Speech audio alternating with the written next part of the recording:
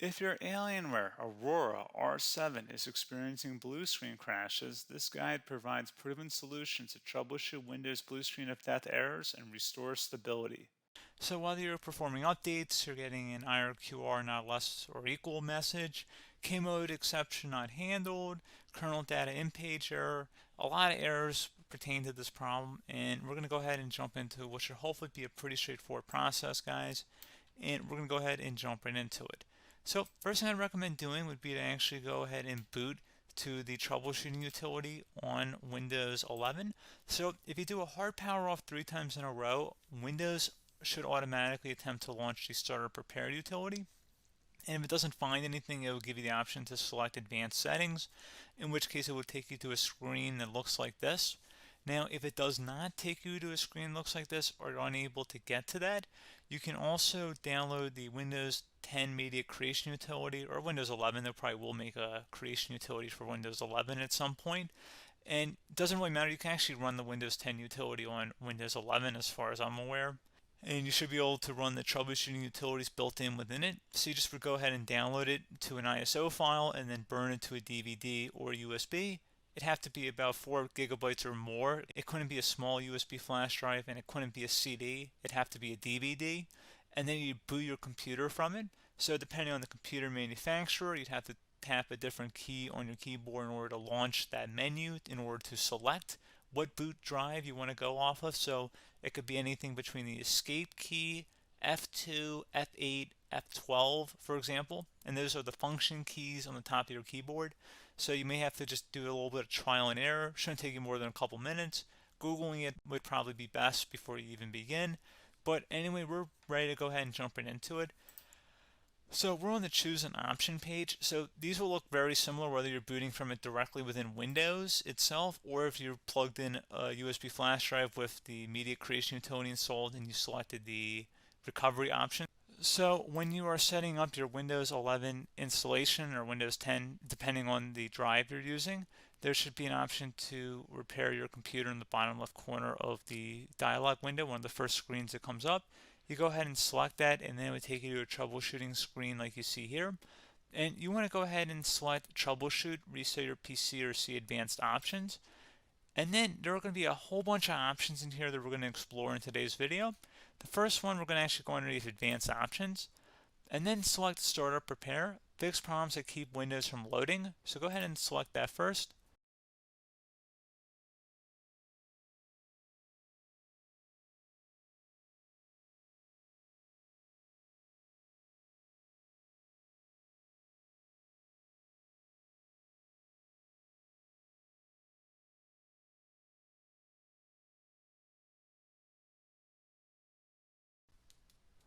Okay, so you can see it could not repair our PC. That was our first option we could try. Something else, if we go back into advanced options here and then select troubleshoot, we're going to go underneath advanced options again. You can go ahead and actually access safe mode by selecting startup settings. And then if you select the restart button, you have the option on the screen select safe mode with networking, which will give you a key on the screen. It'll tell you which key to press to enter that. I believe it's the F7 key. It'll do that for you. I'm not going to go over that in today's tutorial because I don't really want to go into safe mode, but you're more than welcome to attempt that by going into here and then selecting restart. Again, it'll launch another screen. It'll say what key do you want to press, and it'll give you like 7 or 8 different options, and you want to select safe mode with networking. There's also an option for a command prompt too, but that's going to be something we're going to cover later in this video, and we don't even have to go through that in order to access it. So that's why I'm not going to really push for that, because unless you know exactly what's causing the problem, you probably don't need to go into safe mode. Unless you're trying to recover files, in which case then you definitely can go into safe mode, but we're trying to actually recover our computer here. So I hope that makes sense. Something else we can also try here as well would be to uninstall updates, remove recently installed quality or feature updates from Windows. So if you go ahead and select that, you can uninstall the latest quality updates, which generally is the more day-to-day updates. Feature updates are the less regularly released ones, like the big ones. I would equate it to service packs in like Windows 7 and Windows Vista and Windows XP. So larger updates that occur once or twice a year at most. And the quality updates are more just a regular update. So probably obviously depend. It'll take longer if you're going to try and uninstall the latest feature update versus quality update, and maybe you don't need to go back that far. So just giving you guys a couple pointers with that. Something else you can also look at here, and we're going to jump into the command prompt in a little bit, but you can select System Restore, which will use a restore point recorded on your PC to restore Windows. And this is something I would highly recommend here, guys. So select Next. Assuming you have a restore point saved on your computer, you go ahead and select the most recently created one, and you'll select Next, and then you'll select the drive. You shouldn't actually have to select the drive. You can scan for affected programs, but we're going to keep it all default here, and then we're going to select Finish. So once started, System Restore cannot be interrupted. Do you want to continue?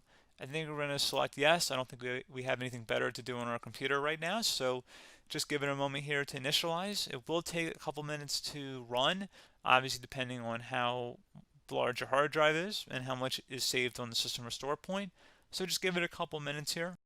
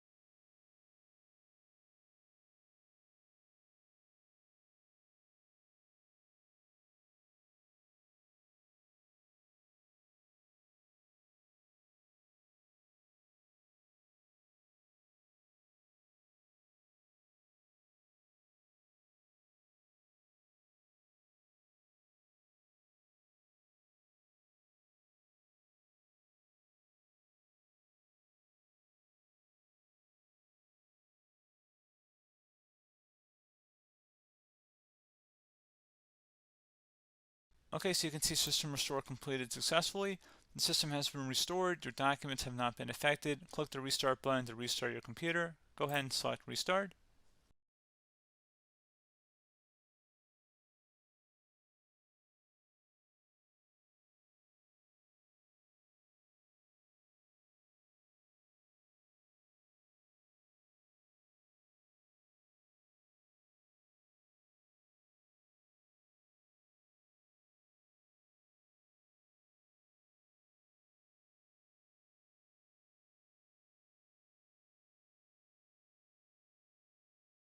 Okay, so you can see the system has been restored successfully.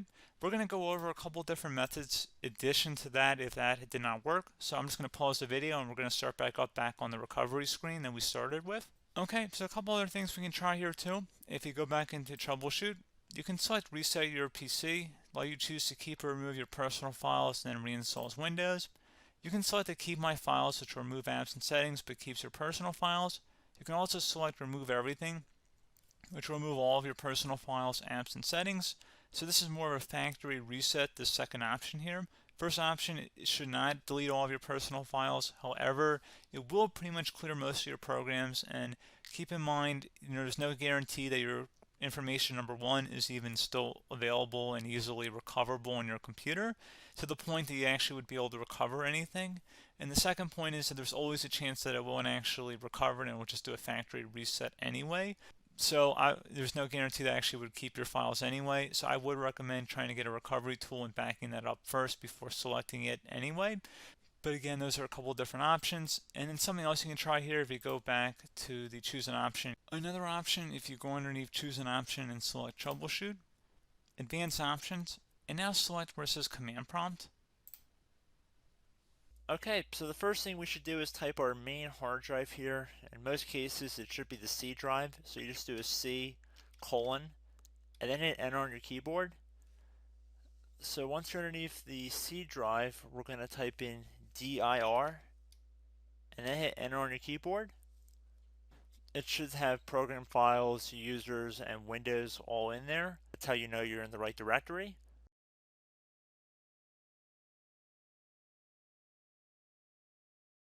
In some cases, it might be the D drive as well, so just keep that in mind.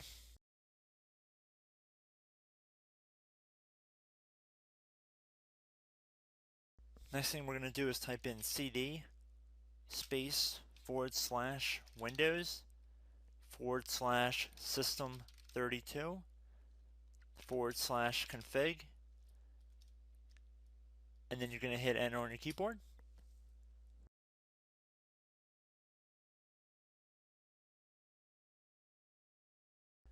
So now you're going to type md space backup.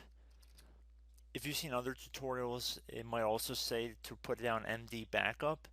That's because the backup name is pretty common when you want to back something up. So you can name this whatever you want, doesn't have to be backup. So if you've already made a backup folder in the past, you could do backup 1, for example. So once you're done setting the name you want the backup to be called, hit enter on your keyboard again.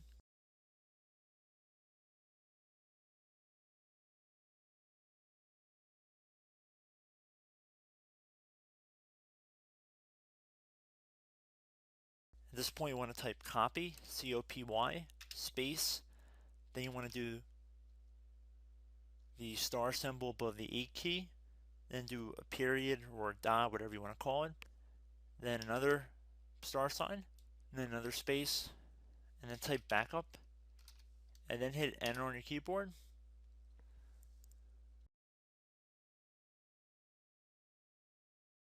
Now you want to type cd reg back, R-E-G-B-A-C-K,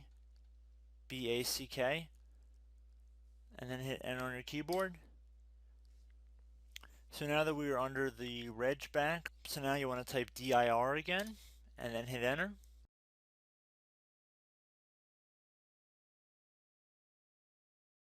So now at this point we're going to type copy again. So copy, space, star sign, dot, another star sign, space, and then 2 dots.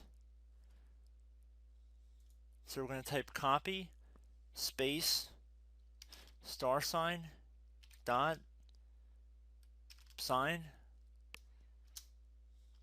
star sign,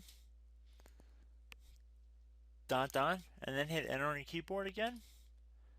So for overwrite, you want to overwrite all. So type A on your keyboard, so capital A, and then hit enter on your keyboard.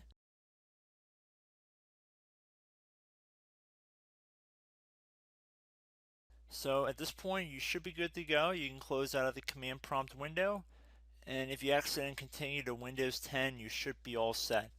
So I hope one of these 3 or 4 different methods we went through in this tutorial helped you guys out.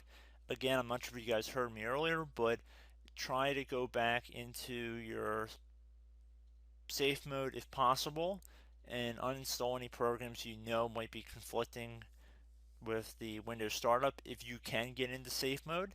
So just keep that in mind. Something very simple like that could be blocking up everything. So again, I hope this tutorial helped you guys out, and I will catch you in the next tutorial. Goodbye.